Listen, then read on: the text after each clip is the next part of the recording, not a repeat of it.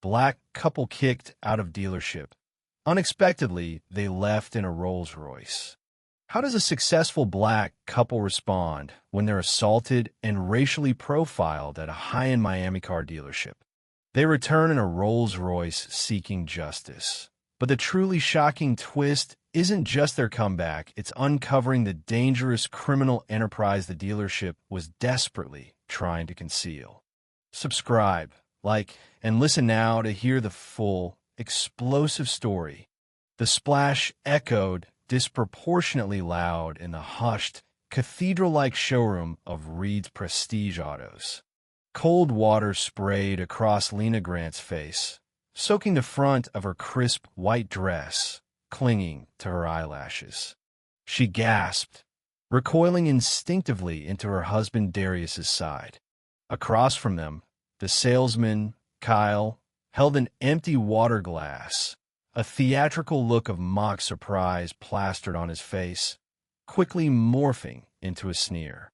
"Oh, terribly sorry," Kyle drawled, his voice dripping sarcasm. "Clumsy me. Though perhaps a splash of cold water is just what you need to wake up and realize you don't belong here." Silence descended, thick and suffocating. Other customers froze, conversations halting mid-sentence. A few averted their gaze, suddenly fascinated by the polished Italian floor tiles or the gleaming chrome of a nearby convertible. No one spoke. No one moved to intervene. Darius's arm tightened around Lena's shoulders. He pulled a handkerchief from his pocket, his movements controlled despite the fury simmering in his eyes, and gently dabbed the water from his wife's face. Her own eyes, usually sparkling with sharp intelligence, now blazed with humiliation and disbelief. They had come here, armed with impeccable credit and genuine intent, only to be met with escalating hostility based on nothing more than the color of their skin. Kyle watched them, clearly reveling in the humiliation, perhaps playing to an unseen audience or fulfilling some unspoken mandate. "Look," he continued, gesturing dismissively towards the exit. "Why don't you two just run along? This is a place for serious buyers, people who appreciate luxury, not sightseers wasting our time." Darius met Kyle's gaze, his voice dangerously quiet. "We are serious buyers, or we were. But this interaction is finished." He started to guide Lena towards the heavy glass doors, wanting only to remove her from this toxic environment. "Not so fast." Kyle stepped forward, blocking their path slightly. He signaled towards a burly security guard standing near the entrance. "You think you can just waltz in here 'cause a scene, maybe try to pocket something small when no one's looking, and then leave?" Lena stiffened. "Are you accusing us of theft now?" "Just saying," Kyle smirked, crossing his arms. "Security might want a word before you go." Darius saw the trap being sprung, a fabricated accusation to justify their ejection, perhaps even leading to a police call, further humiliation. He made a split-second decision.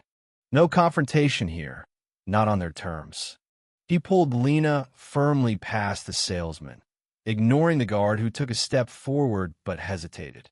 As they pushed through the doors into the bright Miami sunlight, the cool air conditioning replaced by humid heat, Darius's jaw was set like granite. He didn't look back, but the promise hung heavy in the air. They would answer for this. Before the degrading splash of water, Darius and Lena Grant navigated the glittering, often cutthroat world of Miami luxury with skill and grace. Darius, 36, was the co-founder and driving force behind Grant Ventures, a highly successful real estate development firm known for its innovative, high-end residential and commercial projects that were reshaping parts of the city skyline. Tall, impeccably dressed, with a mind as sharp as the architectural lines he favored, Darius possessed a calm demeanor that masked a fierce determination and strategic brilliance. Lena, 34, his wife and partner in life, ran Lena Grant Designs, a sought-after interior design firm specializing in luxury properties, often collaborating with Grant Ventures. With an artist's eye, a sharp business acumen, and an elegance that felt both innate and earned, she moved confidently through Miami's elite circles. Their partnership was synergistic. His structural vision, her aesthetic mastery, building not just buildings, but a reputation for quality and integrity. Their life was a testament to their shared ambition and hard work. They lived in a minimalist, art-filled condominium overlooking Biscayne Bay, a sanctuary from their demanding schedules. They were regulars at gallery openings, charity galas, and industry events, respected figures in the city's business landscape. They hadn't inherited wealth. They had built their success through long hours, smart risks, and navigating a market known for its boom and bust cycles and, at times, its insular, old money prejudices. As a prominent black couple in Miami's often white-dominated luxury sector, they weren't naive about racial bias. They'd encountered the subtle slights, the surprised looks in boardrooms, the overly solicitous or pointedly dismissive service, the assumptions made based on stereotypes rather than credentials. They learned to navigate these microaggressions with a practiced blend of professionalism and subtle assertion, refusing to let ignorance derail their goals. But the overt, aggressive hostility they faced at Reed's Prestige Autos was something different, something cruder and more shocking than they'd experienced in years. Their visit to the dealership had been prompted by a happy occasion. Lena's younger brother, Ethan, was celebrating a major career milestone, and they wanted to surprise him with his dream car, a sleek silver sports coupe they knew Reed's had in stock. They arrived with the Grant Ventures corporate black card, its unlimited credit line more than sufficient, looking forward to a simple, pleasant transaction. Miami, their adopted home, was a city of dazzling contrasts, vibrant international culture, stunning beaches, pulsating nightlife, and immense wealth, juxtaposed with pockets of poverty, simmering social tensions, and a well-documented history of illicit dealings hiding beneath the glamorous facade. It was a city where appearances mattered, where luxury was flaunted, but where the source of that luxury wasn't always scrutinized. Darius and Lena thrived in this environment by focusing on transparency and quality in their own work, creating a niche built on trust. They also maintained a close circle of trusted friends and collaborators, including Zoe Washington, a brilliant cybersecurity expert who ran her own consulting firm. Zoe had helped Grant Ventures secure its digital infrastructure and occasionally assisted with complex due diligence requiring deep technical dives. Her skills were legendary, her discretion absolute. Little did Darius and Lena know how soon they would need her expertise for something far removed from real estate development. The decision to visit Reed's Prestige Autos that Tuesday afternoon felt straightforward. Lena had seen the specific silver coupe Ethan coveted listed on their website. A quick call confirmed it was on the showroom floor. With a gap in their schedules before an evening charity function, they decided to handle the purchase directly. They dressed smartly, as always. Darius in tailored trousers and a navy silk shirt.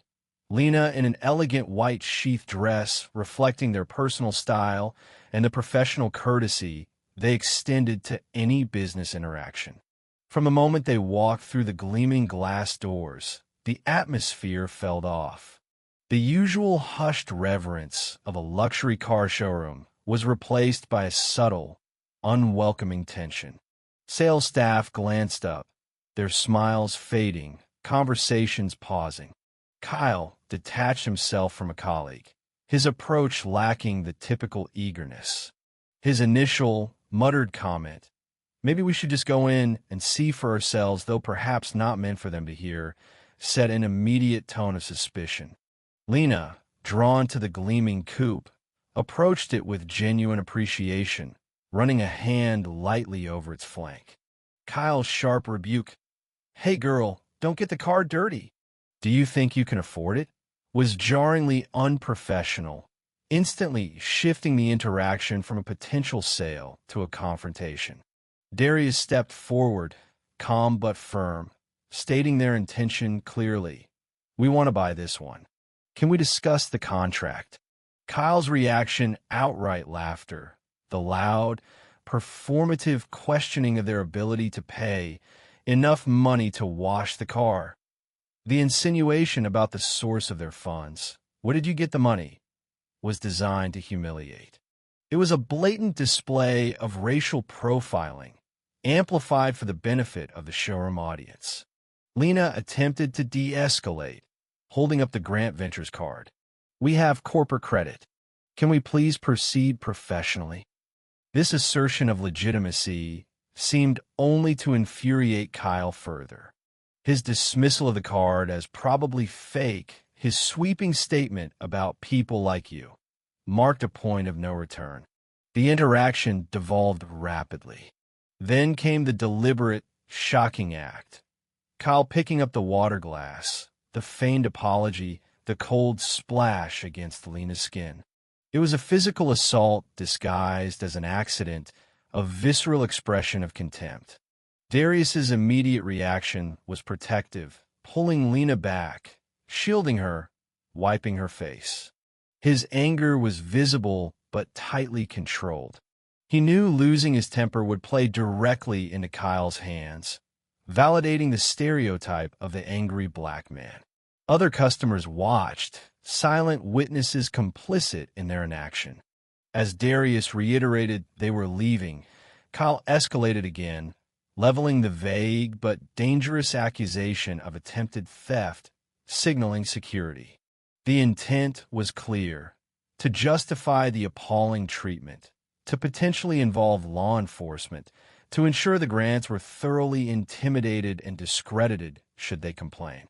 Seeing the situation spiraling toward a potentially fabricated arrest, Darius made the critical decision to withdraw. He met Lena's furious, hurt gaze, conveying the need for strategic retreat.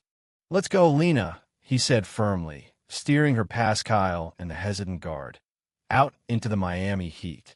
Their initial reaction, once safely away from the dealership, was a potent mix of shock, fury, and profound violation. The sheer blatantness of the racism, the physical act of the water throwing, the attempted false accusation, it was staggering.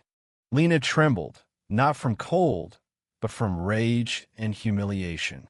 Darius's hands clenched at his sides. Their immediate goal was simply to get home, to process the assault, to comfort each other. But beneath the shock, a cold resolve began to form. This wasn't just an insult to be endured. It was an attack that demanded a response. As they drove away in their own luxury sedan, ironically, a brand also sold at Reed, Darius's quiet promise hung in the air: "He insulted you. He assaulted you. He tried to frame us. Reed's prestige will answer for this." The opulent calm of their condo did little to soothe the raw sting of the encounter. Lena, having changed out of the ruined dress, paced the living room, her usual composure fractured by simmering anger. Darius, usually adept at compartmentalizing, found himself replaying Kyle's sneering face, the feel of the water on Lena's skin, the complicit silence of the onlookers. Their shared fury quickly coalesced into a plan of action. This wasn't just about Kyle. It was about the establishment that allowed, and perhaps encouraged, such behavior. Their initial goal was clear: hold Reed's Prestige Autos, and specifically Kyle and owner Malcolm Reed, accountable through official channels. The first call was to their corporate attorney, outlining the incident: the racial profiling, verbal abuse, assault, throwing water, and attempted false accusation of theft. The lawyer advised documenting everything immediately, preserving Lena's dress as evidence, and gathering any potential witness information. though they held little hope given the showroom's silence.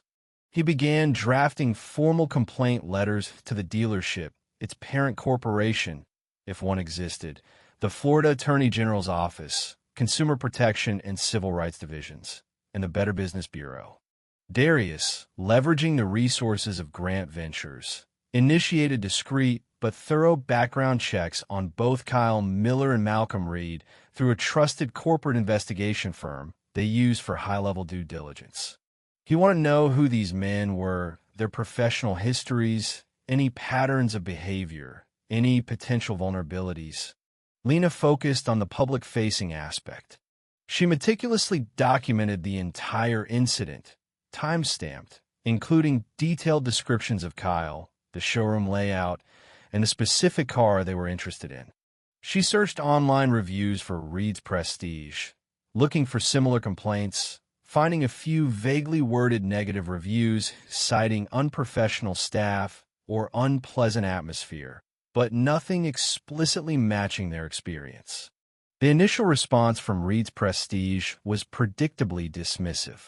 A junior manager called, offering a curt, non-apology for any misunderstanding, implying the Grants had perhaps been overly sensitive. There was no mention of disciplinary action against Kyle.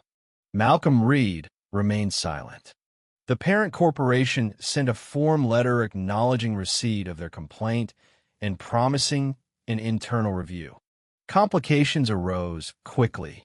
Kyle Miller, presumably coached by Reed or the dealership's lawyers, filed a counter-complaint with the parent corporation and potentially an internal HR report, alleging the Grants had been verbally abusive, disruptive, and had made unreasonable demands, claiming he felt threatened.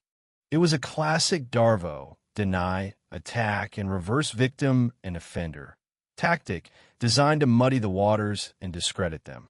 The PI firm delivered its preliminary findings. Kyle Miller had a spotty employment history, bouncing between dealerships, with rumors of customer complaints hushed up. More interestingly, Malcolm Reed's financial situation appeared precarious. Despite the dealership's prime location and high-end inventory, Reed carried significant personal debt, and the dealership itself had complex, opaque ownership structures involving offshore entities unusual for a standard auto franchise.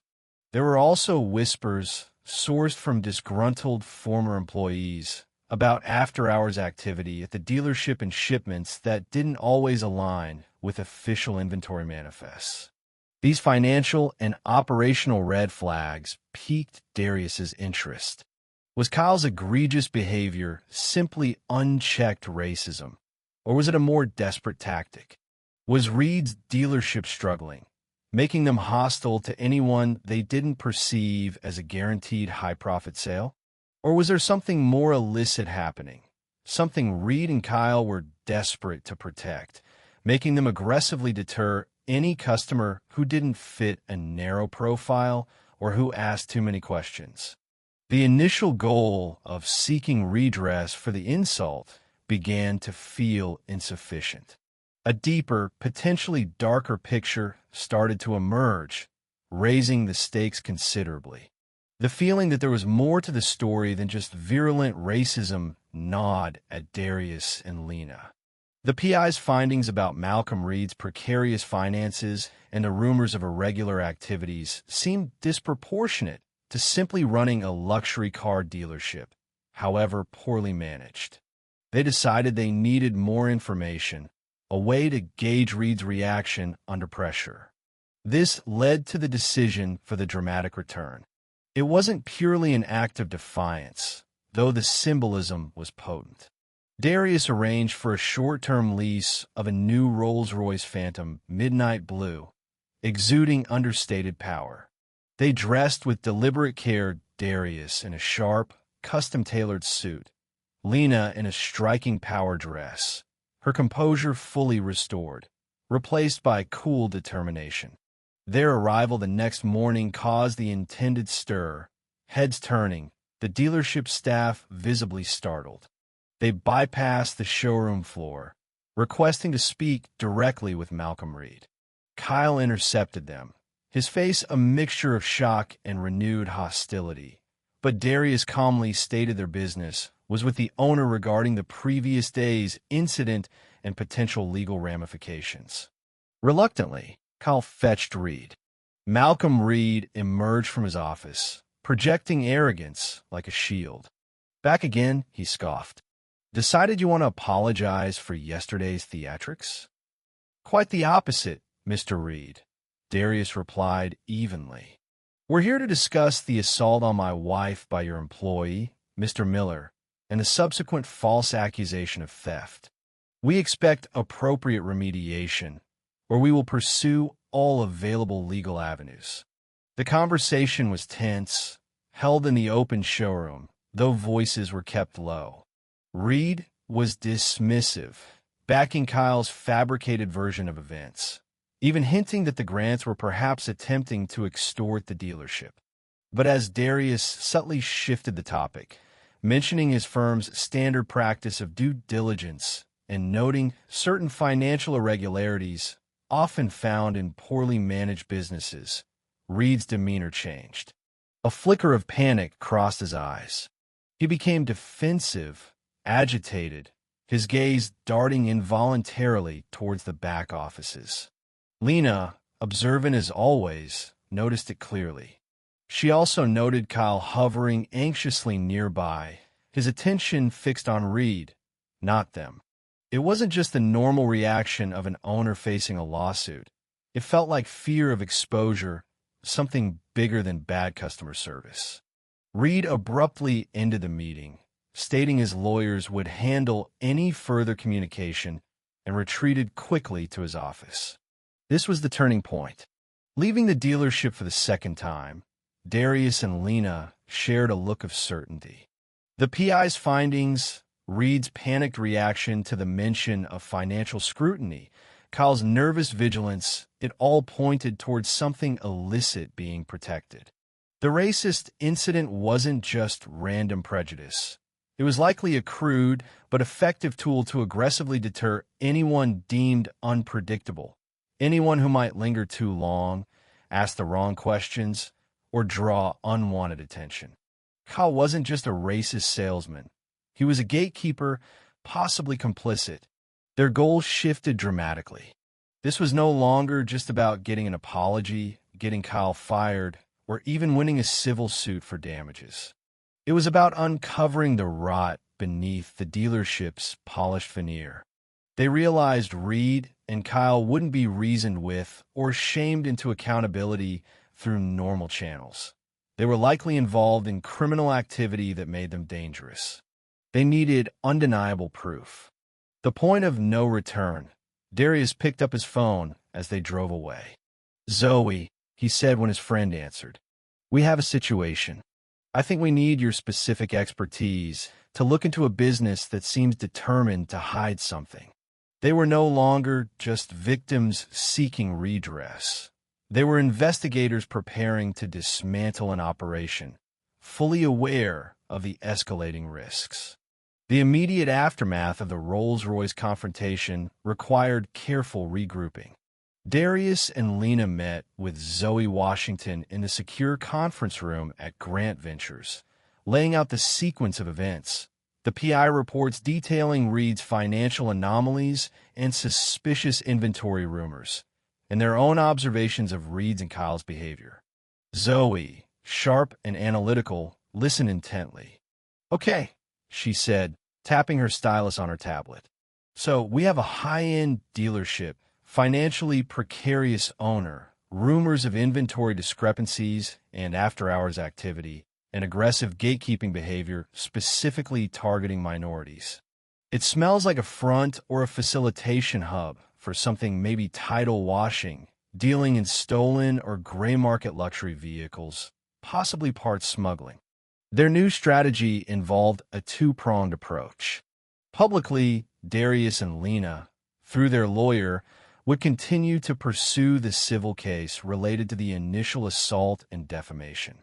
This provided legitimate cover for ongoing interest in the dealership and kept pressure on Reed. Privately, Zoe would conduct a deep-dive cyber investigation into Reed's Prestige Autos and Malcolm Reed's network. Zoe's task was complex and required navigating legal gray areas.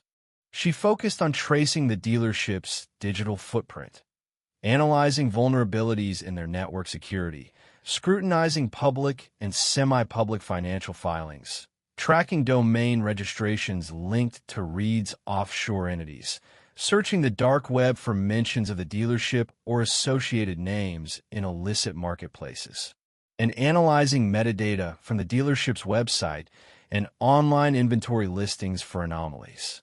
She emphasized she wouldn't perform illegal hacks, but would use sophisticated open-source intelligence, OSINT, techniques, and exploit security weaknesses ethically where possible, e.g., poorly secured public-facing servers.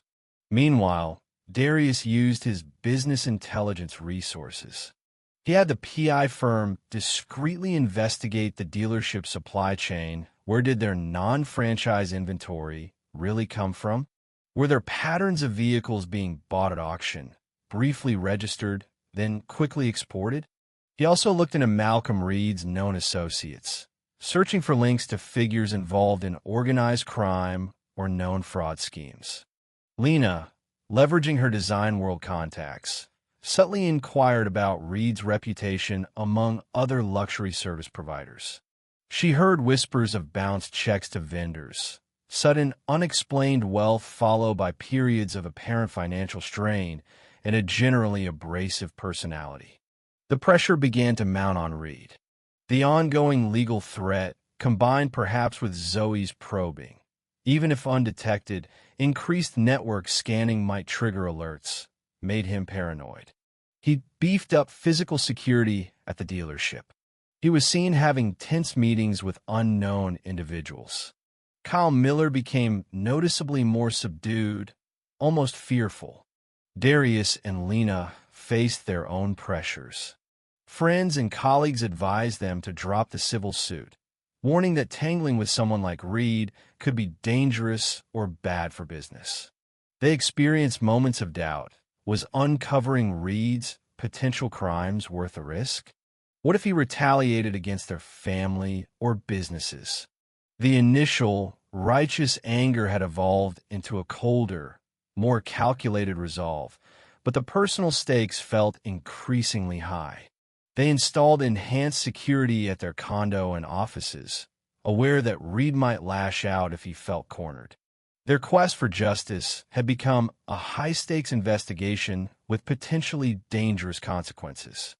Zoe's persistent investigation yielded the breakthrough they needed.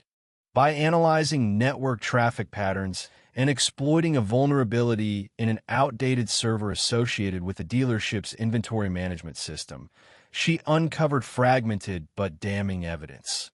Encrypted communication logs between Malcolm Reed and brokers specializing in exporting high-value vehicles to countries with less stringent import regulations, often using falsified documentation. She also found evidence of software used for altering vehicle identification numbers, VINs electronically, and records of large, untraceable cryptocurrency payments. It pointed towards a sophisticated operation involving VIN cloning and potentially exporting stolen or illegally modified luxury vehicles. Kyle Miller's name appeared in some internal logs, linked to specific vehicle movements, suggesting his direct involvement. Zoe managed to securely download copies of these fragmented logs and payment records before Reed's IT, likely alerted by her activity or acting on Reed's paranoia, tightened security and began wiping servers. It's not the whole picture, Zoe reported urgently to Darius and Lena, but it's concrete proof of felony-level activity. And they know someone's been digging. Data is being scrubbed as we speak. They were running out of time. The evidence was strong but incomplete. Taking it to the FBI now might trigger an investigation, but Reed could potentially destroy crucial evidence or flee before agents could secure warrants and build an airtight case. Simultaneously, Reed escalated his intimidation tactics. Darius received a veiled threat via a third party, a supposedly friendly business acquaintance, warning him that poking around Reed's business could attract dangerous attention. Lena found the tires on her car slashed one morning. While untraceable directly to Reed, the message was clear: back off. This was their final test. Fear mingled with determination. Dropping it now meant Reed would likely get away with his crimes, and they would live under the shadow of his potential retaliation. Pushing forward meant potentially provoking a cornered, dangerous man. They discussed their options late into the night. The view of the glittering Miami skyline outside, feeling less like home and more like a beautiful cage. They decided on a final, high-risk move. They needed to provoke Reed into a mistake or secure the last piece of evidence linking him irrefutably, ideally while ensuring their own safety and the integrity of Zoe's findings. Darius, through his lawyer, proposed a face-to-face meeting with Malcolm Reed under the guise of discussing a potential settlement for the civil suit, a large, specific dollar amount designed to appeal to Reed's greed while also testing his desperation. The meeting was requested at a neutral location, a conference room at a downtown law firm, not the dealership.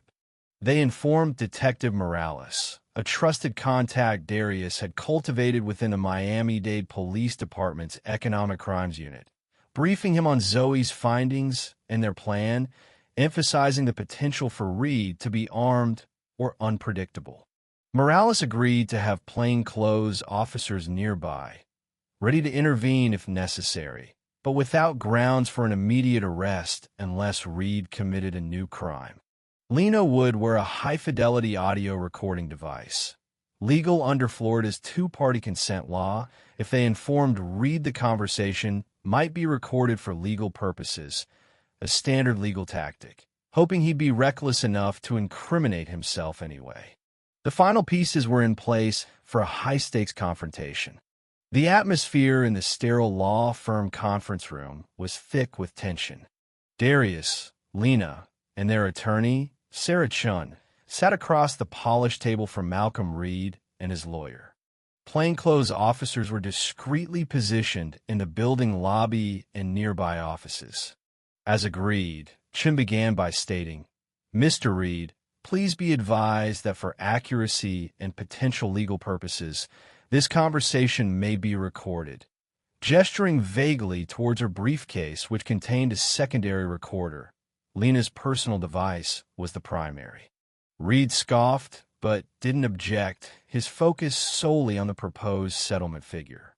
Darius presented the offer a specific, substantial sum to settle the civil suit related to the dealership incident. Reed's lawyer began the usual negotiation posturing, but Reed himself seemed distracted, impatient. He eyed Darius and Lena with open hostility.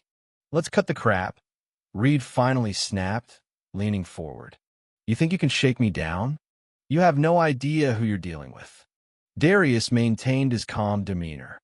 "Mr. Reed, we're trying to resolve the matter of your employee assaulting my wife and your dealership's subsequent actions. However, our due diligence has uncovered irregularities, significant ones. Falsifié de vin, questionnable export, cryptocurrency transaction." At the mention of specifics, Reed lost control. His face flushed crimson. "You were digging into my business? You and your hacker bitch?" he snarled, momentarily forgetting the lawyers, the potential recording. "You think you're smart? Those cars are ghosts. Untraceable. Paid for in crypto. That little stunt with the Rolls-Royce, asking questions. You signed your own death warrant." He wasn't confessing to the full operation, but his panicked, furious outburst confirmed his involvement in illegal activities and, crucially, constituted a direct, credible threat, potentially escalating beyond the initial civil matter. His lawyer tried to silence him, but it was too late. Chun subtly signaled via a prearranged text message. Before Reed could say more or potentially escalate further, perhaps revealing a weapon, the conference room door opened. Detective Morales and another plainclothes officer entered calmly but purposefully. "Mr. Reed," Morales said, his voice firm, "based on recently received evidence concerning wire fraud, VIN tampering, and potential smuggling operations linked to your dealership, corroborated by your statements here constituting threats, you need to come with us." Reed looked utterly stunned, then enraged, then suddenly deflated, seeing the trap closing. He offered no resistance as the officers escorted him out. His lawyer sat dumbfounded. The climax wasn't a physical fight, but the precise evidence-based dismantling of Reed's operation and arrogance, triggered by his own incriminating outburst under pressure. Lena let out a shaky breath, reaching across the table to grip Darius's hand. The arrest of Malcolm Reed sent shockwaves through Miami's luxury auto market. Armed with Zoe's digital evidence, securely handed over to federal authorities, Greg's confession, he quickly flipped on Reed once detectives confronted him, and Reed's own recorded threats. The case against them was overwhelming. Reed's Prestige Autos was shut down, its inventory seized by federal agents who uncovered further evidence of the VIN cloning and illegal export ring within the dealership's service bays and hidden storage areas. Reed faced a battery of federal charges, ultimately receiving a lengthy prison sentence. Kyle Miller, charged as a co-conspirator, received a lesser sentence for his cooperation. The news coverage vindicated Darius and Lena, highlighting the initial racist incident as the catalyst that unraveled a significant criminal enterprise. They received a formal apology from the dealership's parent corporation and settled their civil suit on highly favorable terms. Instead of simply pocketing the settlement, they used a significant portion to establish the Grant Forward Initiative through their existing foundation. The initiative provided seed, funding, and mentorship for minority entrepreneurs in South Florida, aiming to combat the systemic biases they themselves had overcome and continue to fight. Life gradually returned to normal, though the incident left its mark. They were more cautious, more aware of the potential dangers lurking beneath polished surfaces. But their bond was stronger than ever, forged through shared adversity and mutual support. They eventually purchased the sports car for Lena's brother, pointedly choosing a dealership owned by a respected Latina businesswoman known for her ethical practices. Months later, attending a launch event for the first cohort of Grant Forward entrepreneurs, Darius watched Lena engage enthusiastically with a young black woman pitching her tech startup. He felt a quiet sense of satisfaction that transcended the resolution of their personal grievance. They had faced down ugliness and criminality, not just with resources, but with intelligence, resilience, and a commitment to justice that extended beyond themselves. They hadn't just cleared their names. They had helped clear a path, however small, for others navigating the same prejudice systems. Their Rolls-Royce statement had been followed by substantive action, turning a moment of profound disrespect into a catalyst for positive change.